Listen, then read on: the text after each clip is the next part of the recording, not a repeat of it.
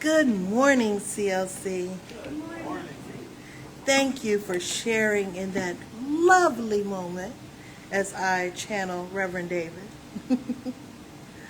Thank you for your presence. Thank you for your energy. Thank you for all the love, everything that you give, everything you do, and everything you are. Because you are beautiful exactly the way you are.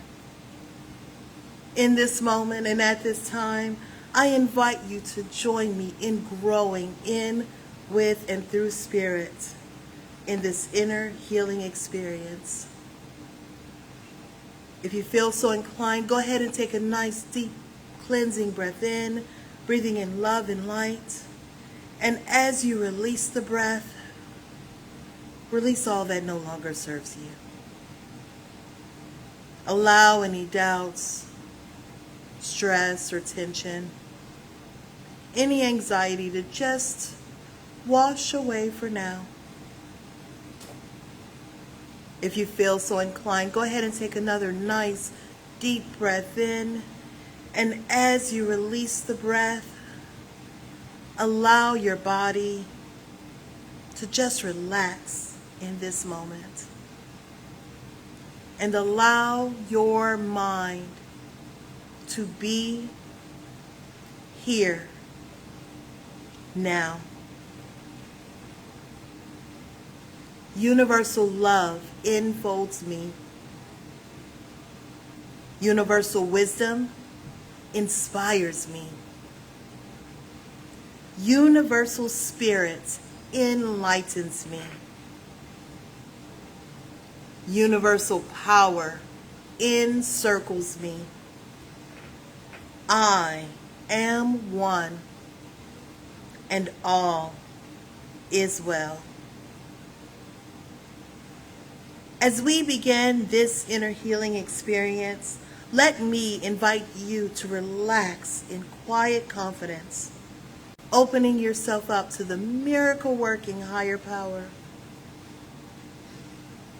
Now symbolize the unity of your thinking and feeling nature by touching your chest with your hand, and let my words act as your own for your own inner healing, acceptance, and receptivity.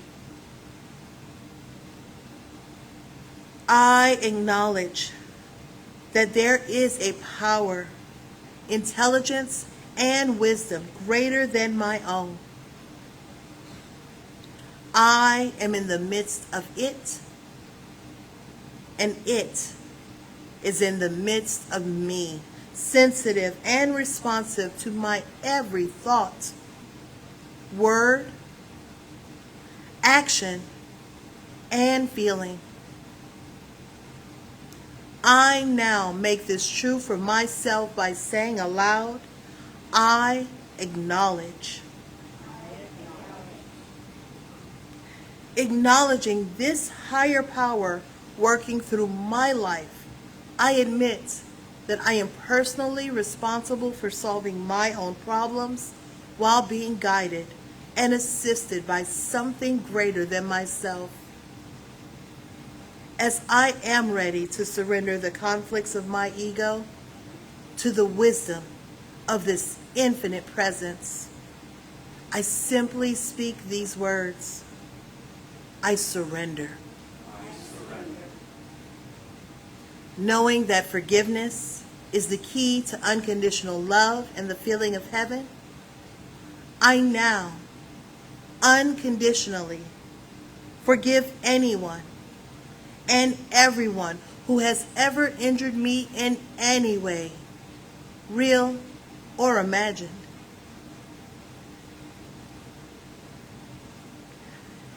And I now forgive myself for all of my mistaken judgments and their resulting actions. From my deepest level of understanding, I now say, I forgive. Realizing that I continually experience the effects of my own thinking, I now choose to allow this higher power to recreate me deeply, filling my mind with thoughts that are only positive, constructive, loving, and beautiful. I call upon this divine inflow by stating aloud, I choose. I choose. I now center upon that one very special idea that I'm willing to accept as real for me in this coming week. Visualizing that idea as already acted upon and brought to pass. In seeing my idea become a fact of my experience, I enjoy the happiness and peace of my thought fulfilled and gratefully speak these words. I accept. I accept. Knowing that I have an everlasting place in the midst of the power that sustains all creation, as well as the support of all those around me. I allow myself to relax in peace and fulfillment and gratefully speak these words. I release. Now, in my mind's eye, I envision the presence of someone near and dear to me. This could be a friend, a family member, a teacher or mentor, someone who has touched my life in deep and loving ways. Someone who may not be physically present in this room or even on this planet anymore. I turn to that image in my mind's eye and say, I'm grateful for the good in your life. Now I open my eyes, turn to the world around me, and joyfully speak to anyone physically present in this room or virtually on this broadcast and say, I am grateful for the good in your life. And I am grateful for the 40 years that Creative Life has been here. Thank you, Jesse. Thank you, everyone, for making this place what it is. Thank you. Nice to see all of you here today. I wonder sometimes on Sundays, the group watching at a distance, I know who some of them are, but I get this fantasy image in my mind. It's like the World Cup, right? And in Paris or someplace, Amsterdam, you know, the town square, they're playing in South Africa or Brazil or somewhere, but the town square is filled with millions of people all looking at screens, you know, and jumping up and down. So I get that vibe off of what's happening out there, because we don't know. And if you're going to imagine something, you might as well go big or go home, right? So that's all I'm saying. Well, I welcome you here to Creative Life for the conclusion of a series on, it's a dualism but not a duality. You remember why? A duality does not reconcile itself back into a unity. A duality remains on two possibly parallel tracks forever. But here everything comes together. It all fits together in the long run. Everything reconciles itself. The fact that we are spiritual beings having a material experience reconciles itself. The fact that we're both in the process of creating something and hoping to manifest. So there's a journey and an outcome, both in the picture, that reconciles itself. And today we're going to talk about life and death, because they reconcile themselves as well. And we're coming up the end of this week, the Celtic New Year and Day of the Dead. And there are 5 or 6 different main New Year celebrations that occur from culture to culture, and a number of smaller ones, but all of them seem in either hemisphere to occur between September and February. I don't know why. They just do. It feels like even in the southern hemisphere where the seasons are reversed and what we have here, it feels like it's time. And where I go with that is that it's always a new beginning. It's always a new year. Every morning you get up, you decide, I'm going to do something different today. I'm going to go in a different direction than I ever have before. It's a whole new thing for you. And nothing stands in the way of that. The universe and all of its powers It doesn't say, wait, the calendar hasn't turned yet. We put pumpkins out here and it's still 90 degrees outside. It's like we're entitled, right? Because it's all in the mind. It's all in the mind. It's mind over matter. If you don't mind, it doesn't matter. It's all... It all fits together. And I was thinking about death. I woke up this week thinking about death and thinking about talking to you about death and thinking, oh, this is going to go over really well. But it merits consideration. Mainly when we speak about it in this room, somebody's just gone. Somebody's just crossed over. And we gather together and we reminisce about them, our memories of them, and we talk in some hushed, reverent tones about the event that's occurred. Mostly what we're talking about is grief. Mostly we're talking about memories of an individual and about how we feel that they're no longer here. We're not really philosophizing on the continuity of life such as it is, but I think we need to look the thing right straight in the face. And I think when we do that, we'll be less inclined to need to line up to watch slasher movies. I want to put, how our Christian friends say, I want to put the Christ back in Christmas? I want to put the hallowed back in Halloween. I want to put the holiness, the sacredness back into it, the sacredness of the darkness, the sacredness of the mystery, the great passage, the great transformation that we go through. It's not about gore. It's not about horror. It's not even about loud noises, okay? It's about another realm. More like this one than it isn't. Now, people will say, well, you can't talk too much about it because you don't know what you're talking about. Or they'll say, well, I believe in what the Bible says or some other sacred writing says or some popular author says about it, and so that must be how it is, and if you talk about it any other way, you're being irreverent. Well, I think it's perfectly valid to speculate on something we know nothing about. I do it all the time, and so do you. It's called tomorrow. I have no idea what's going to happen tomorrow. I assume that it's going to start out more or less like every other day. It's going to involve coffee and, certain rituals that you go through and preparation based on the day of the week and the time of the year and all like that. But I really have no idea. So I trust and I make plans and I iron a shirt in the expectation that this will be what's called for. So you and I, in terms of the afterlife, life moving into the afterlife, we look at it and we make certain plans. You get to be my age and you see all these TV commercials about the plans you should be making and caring for your loved ones when that time comes, and have you invested in life insurance and burial insurance and all these different things. And there's a whole litany of stuff that you're supposed to do paperwork-wise to get ready for all of this. But I think there's a whole body of spiritual work to be done as well to get ready for this, which is, first of all, don't fear the thing. Death is not a meteor landing. It's not a real long shot that might pick off one of us randomly somewhere around the fire. It happens to every last one of us. Every last one who has ever lived. Not just us, not just our species, but every species. Everything has what they call like a half-life in chemistry. Everything moves out of form back into the formless, back into pure potential. If that's the case, and you're putting together a story about the meaning of life, I think you have to say that death is part of the meaning of life. That it's a natural thing, therefore, it's not really bad and wrong, it's just a transformation that occurs, and only the circumstances of it can be abrupt. The circumstances can, admittedly, be tragic and filled with sorrow. You know for whom?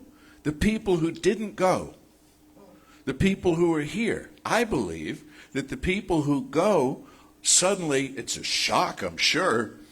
You wake up and you're in some new experience and you get to continue your experience and you get to, I don't know how they process being away from us. And I think this is something that we secretly all worry about in our hearts, is that the people who've moved on instantly forget about us. especially if you believe in reincarnation. Boom, they're sent back, and now they're a baby somewhere in some hospital. And we're the furthest thing from their minds. And it's like, I have a whole life invested in you, for crying out loud. And just like that. And so you think about that, and then you get mad at them. You get mad. You ever get mad at people for stuff they haven't done but could do? Right?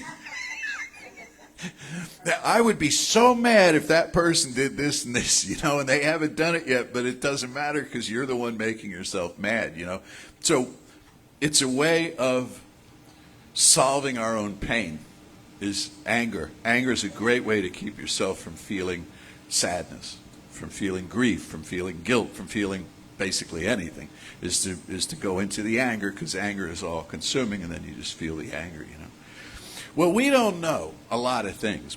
There are a lot of unanswered questions, and people would say, and if we've lived forever, it's like, how do you keep track of all of this? You're of a certain age now. You have family, you have friends, you have acquaintances. You've probably got thousands of people in your mental Rolodex. You know what a Rolodex is, right? Well, what if you lived before? And before that, and before that, and before that, and each time you made it for a while, and you accumulated all these people, how do you keep up with all of them? And you get to the next life, and they're all like, hey, Joe! It's like, I don't know who this is. We were married, you remember? We were together for years. I don't know how you manage all this. It's a mystery. So one of the things that I've learned is to only try to, dare I say, control what I can control. Only try to manage what I can manage. And what I can manage is not what happens in the hereafter, but what happens in the here and now. How can I manage my own fear of leaving, or worse, being left? How can I do that? The same way I do anything else. The same way I can call for healing, for prosperity, for peace of mind, for spiritual direction. Go to the source of my own being, which exists in the here and now. Last week I was talking about, to get the big picture, look at all the little pictures. Look at what's happening in front of you right now. You want to know the mind of God? That's a big subject. That's too big for any individual consciousness to begin to grasp. But you can see the handiwork of the divine everywhere. You can see it in everything. Notice it there. Neglect nothing. Overlook nothing. Push nothing aside. That's meaningless. That's just... No, listen to it. Notice it. Notice it. Notice it. Okay, I'm not a birder, but I notice the birds singing, and I notice that at this time of year and in the spring, they have a different voice. They have a different sound. You know why? Because we're on migratory patterns. And so they're on their way. They're passing through town, And I hear them sing, and it's so beautiful, and it's so interesting and stuff. And the birds that sing for the bulk of the year are beautiful and interesting. And I go outside, and I see flowers in bloom, and I see the passage of things in nature from season to season, and it's so beautiful and wonderful. Now here's the kicker about that. The birds are not singing because it's pretty. The birds are singing because it's practical. They have a purpose with that. Find a mate, make more birds. That's one purpose. Another purpose is, hey, there's seeds over here, there's food. These people put out a bird feeder. Come on, everybody, let's go. Here's another one. It's about to rain like crazy tonight.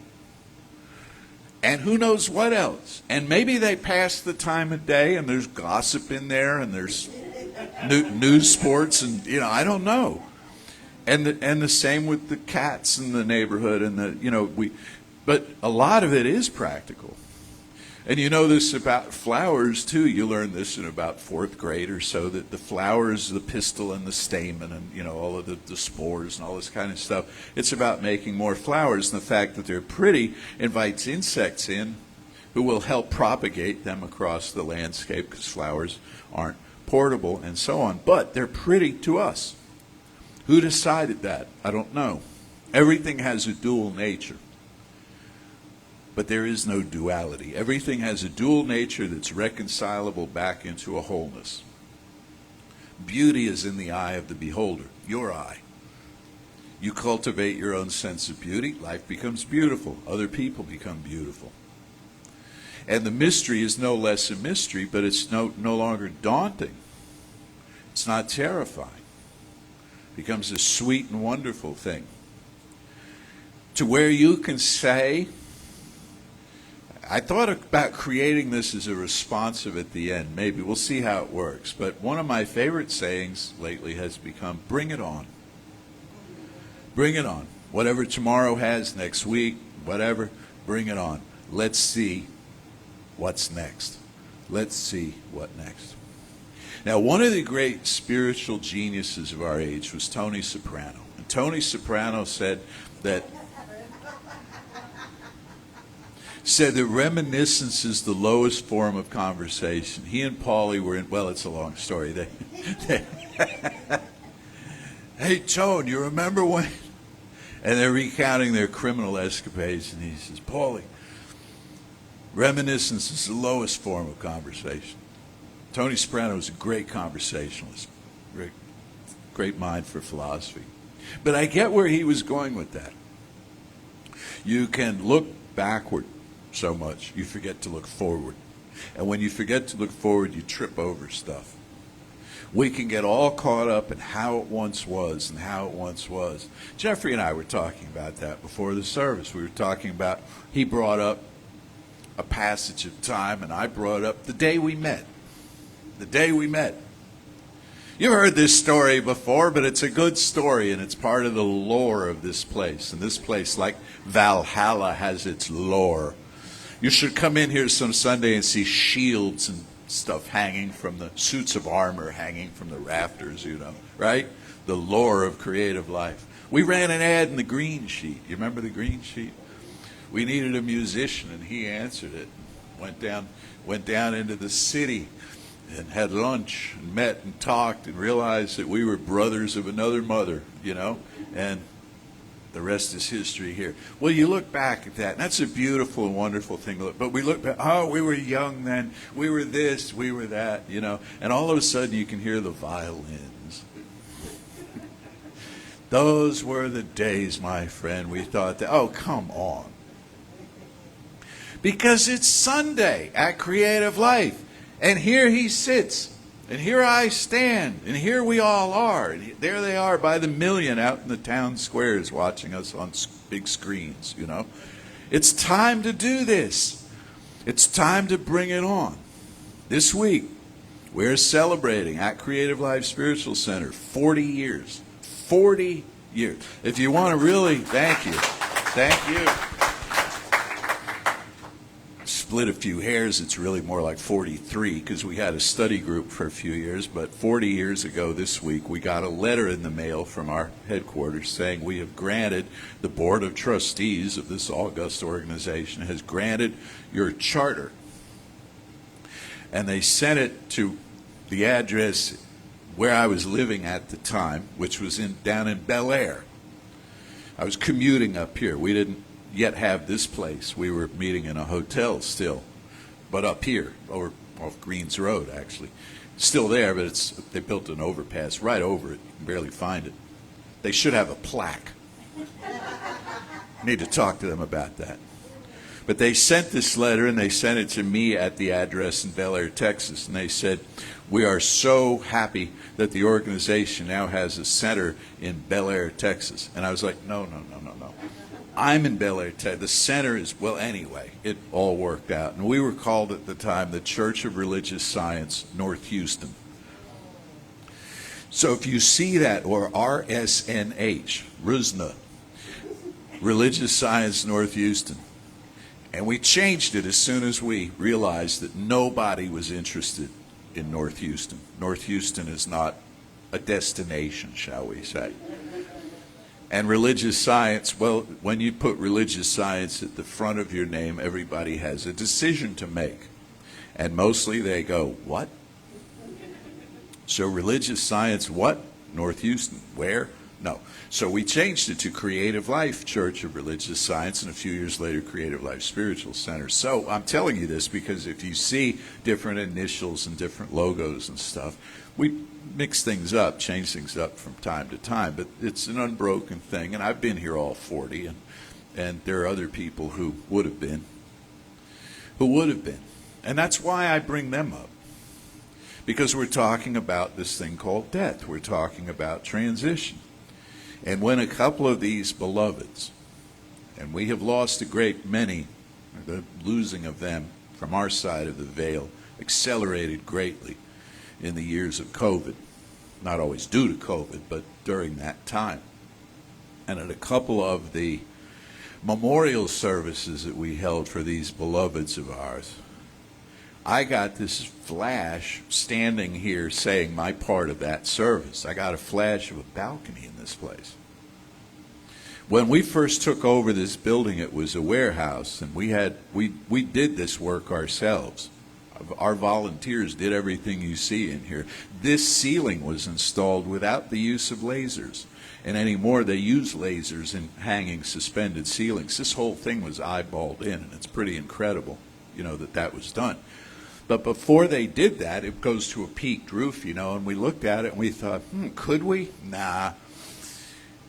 We toyed with the idea of a balcony, a little bitty balcony toward the back. It would have been fun, but we were a younger, crazier bunch in those days, and I think the rowdy people would have sat in the balcony and dropped things on the heads of the people down below. So we quickly didn't do that. But when we've had these services, I've had visions of an actual sort of non-physical balcony up there where the ancestors sit. Reverend Ed Jones is up there. He was my assistant for a while. Reverend Marshall Lehman's up there. Ruth Catalona's up there. Melaine and Jerry's up there. Number of people, too many to mention. And you're thinking, Deb Miller's out. You're thinking of names right now. And I am too. And we could be here for the next little while calling off names. Ruth Roberts, one of our first practitioners, came to us from Atlanta. They're all in the room today. They're all in the room like the people online. I can't see them, but I know they're there. I know they're there, and this place meant something to them, and more especially the teaching meant something to them. I also want to call out the Celebration Center of Religious Science in Falls Church, Virginia, and I'll tell you why. When we chartered, the International Board of Trustees of United Church met for the purpose of granting charters once a year. Every October they granted charters. I don't know why, it's just when they did it. So this particular year, 1985, they granted 5 charters. Of those 5 centers, 2 still exist, to my knowledge. This one and the Celebration Center in Falls Church, which at the time was called the National Science Mind Center in Washington, D.C. Reverends Noel and Rita McInnes, co-ministers. We had a dinner, we here in town had a dinner at a hotel for our charter presentation, flew in somebody from California, and we did a conference call. This is before, the internet. We did a conference call with those 5 other centers, put them on speakerphone, and we all read the Declaration of Principles in unison together. And 5 centers in 3 different time zones. It was really quite impressive. Well, the Celebration Center in Falls Church is having their 40th anniversary shindig this weekend. So congratulations to them too. So why we're doing this is to bring it on. Why we're doing this is to look forward. All of those people who've passed, all of the people in your life who've stepped through the veil have continued to grow, have continued to mature and ripen in their spiritual practice, and they have something to say to you, and they have something to offer to you. Don't fear that. Don't fear the veil. Fear the reaper if you have to, because that's a creepy image, and that's what it's meant for, and it's a good song, but don't fear the veil. The veil is thin between. Reverend Marcia Lehman gave a talk one October where we visit the idea that the veil is thin between, and her talk was entitled, There Is No Veil. That was Marcia. There is no veil. Marcia sees a veil, she tears down the veil. No veil, boom, just open space, But it seems like there sort of is a veil. The thing about a veil, and why it's not a drape, we don't say the drape, the veil. The veil is thin. You can see through the veil. And we see through it every time we recognize the energy of an ancestor in the room with us. Every time it feels like somebody's here who isn't. Every time it feels like somebody's whispering in our ear some good advice. Every time that, then the veil is thin. And then we say, they are not gone. They are not. There's a wonderful poem by James Tillett Freeman. I wasn't going to read it to you today because it's kind of morbid, but it ends nicely, and it says, there is no you. Somebody dies and they're saying, where's sin, and am I in hell or am I in heaven? And they're being all dualistic about it, you know. And the thing ends with, you know, am I here? Am I real? Do I still survive? And the great God says, there is no you. You have never been. There is nothing at all but me. There is nothing at all but me. There is nothing at all but the divine, having an experience of itself at this time, in this place, by means of us. So there is much for us to do, much before us to do. If you're young, there's a set of things that are appropriate to young people, like moving furniture, I suppose, lifting heavy things, because when I came into this teaching, I was 20. And they gave me lots to do of a physical nature.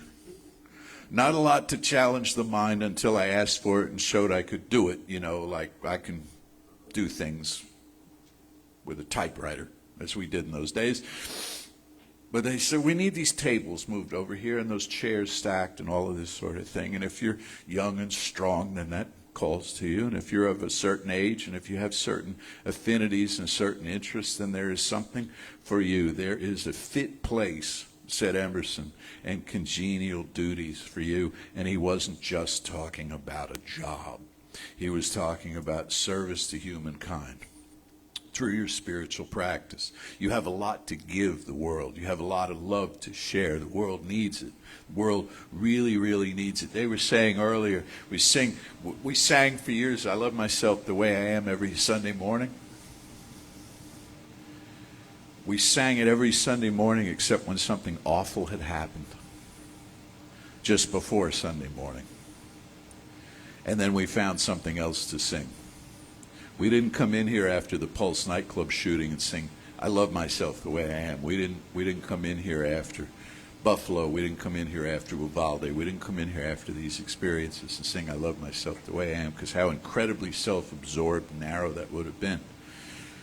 We sang songs about each other. We sang songs about the human family. We sang songs about what we could do in love and trust together to be of comfort to one another.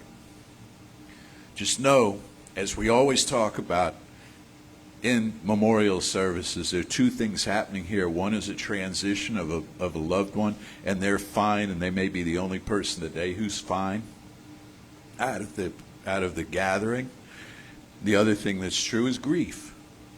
And it in no way denies a belief in immortality of the soul to grieve the passage of a loved one. So we live in both spaces at once. And again, a dualism is found there. We hurt because we love. We care because we love. We wouldn't trade in the pain of caring at the cost of loving. We pay the price. We willingly pay the price.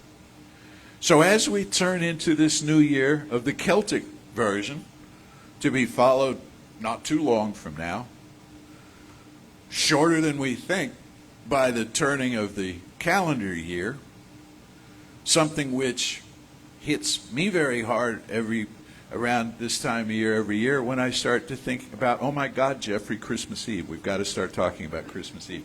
So, because it'll be here before you know it, right? Because next week's November and we've got less than 2 months and we've got to pull it together because billions will be watching in every capital of the world as we light our candles and sing our carols and all the rest of this stuff, okay? But as this new year begins to unfold for you, as this new day dawns tomorrow morning, trust the process of life. It brought you this far. It will not drop you.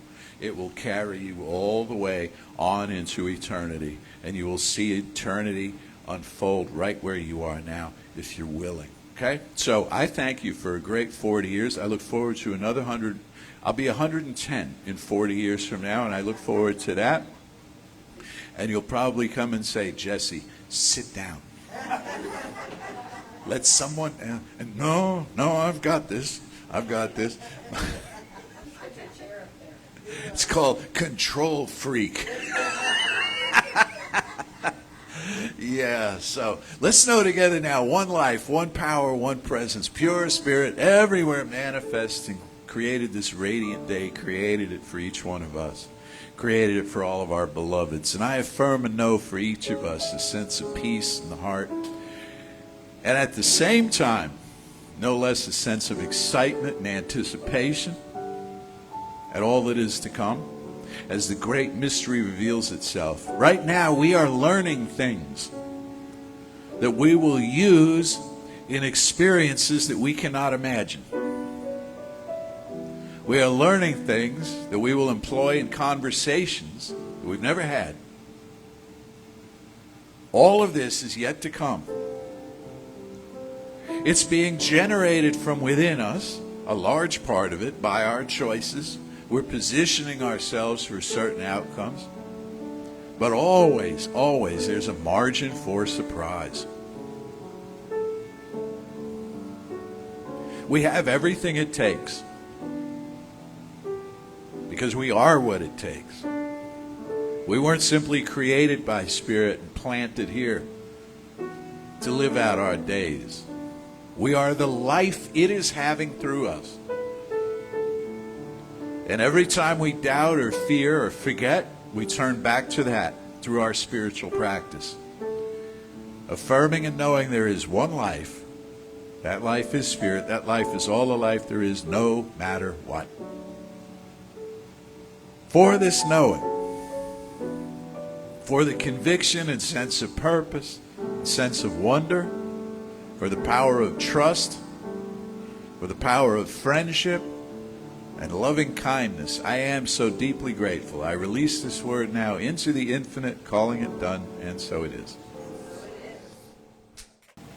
Now, when Reverend Jesse mentioned Valhalla, I had a different concept in my mind. I was imagining Odin's daughters rolling in and Jeffrey starting to play Ride of the Valkyries, but that's another story. One thing I want to mention right at the beginning is, when you came in today, especially the ones of you who come here frequently, you must have noticed something outside in the area to the right of the building. You must have noticed how wonderful it looks out there right now. And we owe a debt of gratitude to three people, to Mary Redspinner, and also to Ira's father and his friend. You know, Ira, she comes pretty frequently. So, I mean, I just couldn't believe it when I saw it this morning. I mean, it's really, Mary, it is excellent. And we use native plants out there, so we actually try and work with the environment. So once again, thank you for your generosity in helping us keep our center going and keeping our message going out to the world. And please, either physically or mentally, take your gift in your hand and say with me, divine love through me blesses and multiplies all the good I am and have, all the good I give and receive. I am prosperous now, and so it is. Well, I just got to say one thing before we continue. You know, Jesse, that was one of the best talks that you've given for me. I mean, I've seen loads and loads of your talks. I think that's one of the best. And if we were to use a talk to advertise our center, for me, this would be it. And the last one is where I get to turn you loose with a practitioner. Now, Jesse referenced don't fear the reaper. He said fear the reaper. I'm going to countermand that. Don't fear the reaper, because the reaper is not the source of death. Okay? Now, here's where I'm going to remind you, if you don't already know, this place is full of geeks and nerds. All right? With that being said, yeah, because you're looking at one of the biggest in here, married to the other one. I'm going to reference Discworld. If you are not familiar with Terry Pratchett, I highly recommend Terry Pratchett to you. I don't recommend starting with his first 2 books, which is The Color of Magic and The Light Fantastic, because people who have started there have thrown the books at me.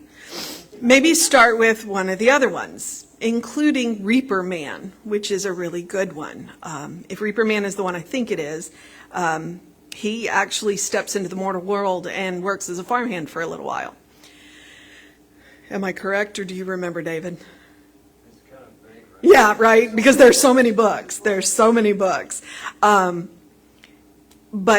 so when I say don't fear the Reaper, yes, he does come and cut the cord. But he does it after you have already, we'll use the term expired. And then he escorts you across the black sands. The Reaper has a job to do. He is there to guide you. It is not something to fear. So, but that's my own personal opinion. You can take it for what it's worth. In the knowing of that, in the knowing that Halloween is coming, that the wheel of the year is turning, I encourage you to take a nice deep breath and step with me into the sacred. As you release the breath, relax and know that you are safe. We talk about the veil thinning this time of year. It can be thin any time of year if you are willing to look through it. Know with me that there is one life, one power, one presence, one love. Each and every one of us is a manifestation of that life. We are a channel of that power. We are a vessel for that love. And we are that presence in this world. As we walk through this week and get closer and closer to that hallowed day, may we feel the ancestors around us, that they surround us with their love, their kindness, their attention, their wisdom. As we walk through this week, we remember who we are and why we are here. As we clasp each other's hands, the love flows between us and ripples out into the world, touching everything we do, everything we see, every word we speak, every action that we do it in love. And we watch the amazing things happen. We are held in the everlasting arms always. And I am grateful to remember that. I am grateful for a teaching that reminds me who I am. I am grateful for a community that comes together to remind each other of that fact. I am grateful for our ministers, our practitioners, our musicians. I am grateful for each and every one of you. I am grateful for the technology that allows us to send this out into the ethers. And I am grateful because it's just another word for love. And I release my word into that law with love, knowing that it is done. And so it is. Say it with me now. Something wonderful is happening through me. Something wonderful is happening through me. I feel it in my body. I feel it in my body. I feel it in my mind. I feel it in my mind. Why? I feel it in everything I am. I feel it in everything I am. I choose it. I trust it. I use it. And what else? I love it. And so it is.